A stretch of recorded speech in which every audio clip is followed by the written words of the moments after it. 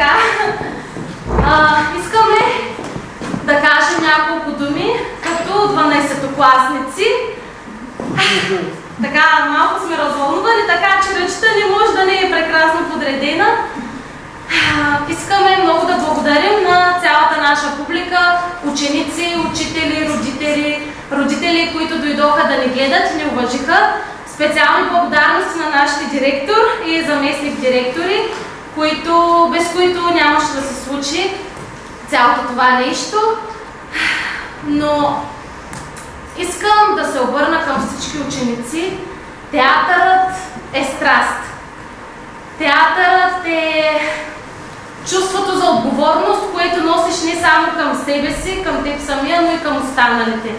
Театърът е креативност, театърът е забавление, но най-вече театърът е любов.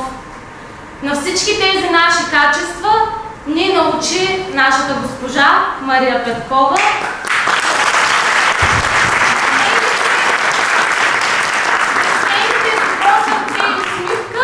Наистина нямаше да успеем. Тя ни мотивираше, тя ни напътстваше.